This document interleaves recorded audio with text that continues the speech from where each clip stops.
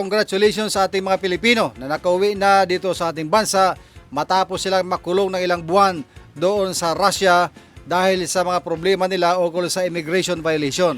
Ha? Alam niyo maganda itong resulta eh. Noong June 17 ay pumunta si Pangulo Ferdinand Bongbong Marcos sa Russia para sa isang summit, ASEAN Summit doon sa Russia.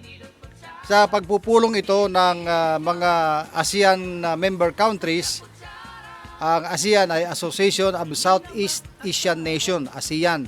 Nagpulong doon sa Russia noong June 17. At habang nandoon si Presidente Bongbong Marcos, ay nagkausap sila ni President Vladimir Putin ng Russia. At maraming pinag-usapan tungkol siyempre yan. Lagi yan pagka mga ASEAN meeting, pinag-usapan yan lagi sa economic cooperation, yung pagpapalitan ng negosyo ng mga bansa, pamumuhunan ng mga bansa sa kanilang mga bansa para tuloy-tuloy ang economic cooperation. Yun lagi ang isa sa mga sentro. At kasama doon sa napag-uusapan, yung mga issues naman tungkol sa mga ganyan, may mga kababayan tayong nakukulong. Kung ang mga problema naman ng ating mga kababayan na nakukulong doon ay talagang pwede pang maremedyohan, inareremedyohan yan. 24 kompleto na naiuwi. Dahil inaprobaran ni President Putin, base doon sa usapan nila ni Presidente Marcos, na pauwiin na, patawarin na yon, pauwiin na yung mga Pilipino na nagkaroon ng issue ng violation sa immigration. Kaya magandang resulta ito na nakauwi na sa kanilang bansa itong mga Pilipino at nang makapagpatuloy sa kanilang paghanap buhay dito na sa ating bansa. Iwan ko lang kung meron pang silang chance na mapunta doon sa Russia. But as of now, sila ay nakauwi na dito. Ha? Malala ko tuloy yung kanta ni Kuan nga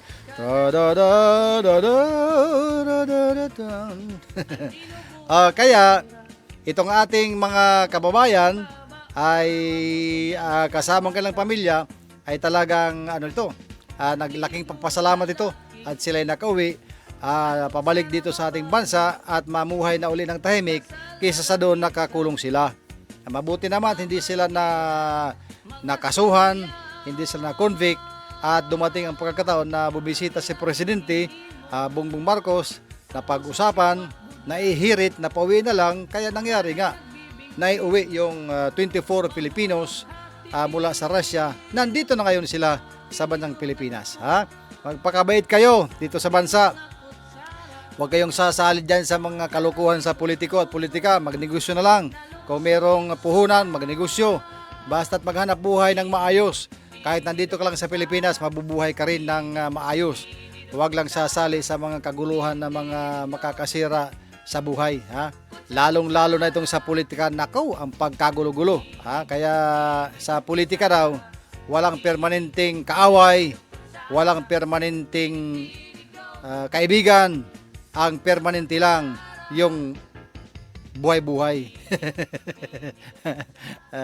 Maalala ko tuloy si the late Mano Julay Cabalona.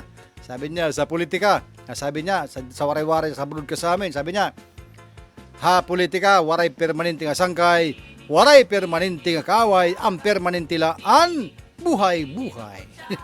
Salit amot yan na, salit ganun yan, nag-aawayan yan sa mga buhay-buhay.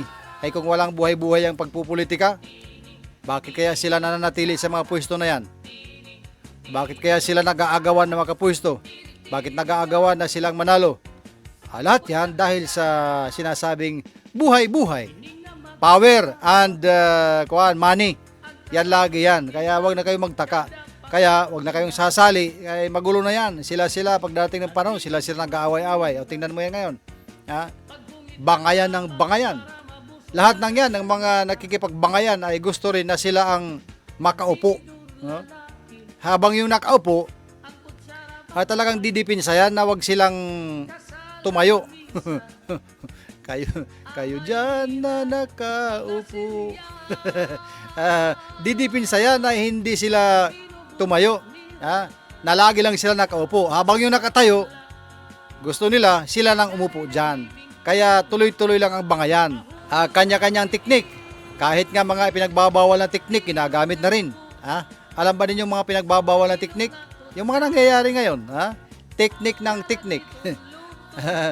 Kahit ano-anong picture ang pinalalabas. Mga teknik lang.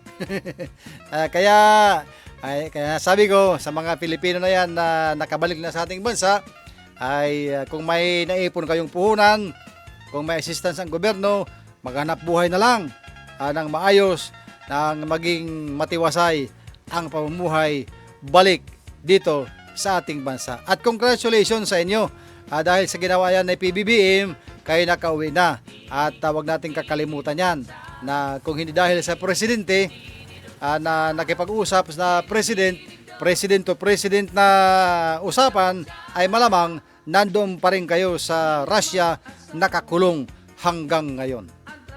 Mas kampante ka pag nandito ka namumuhay ng tahimik sa sarili mong bayan, sa sarili mong lupang sinilangan. Tini, tini, Dok Kutsara. Tini, tini, Dok Kutsara.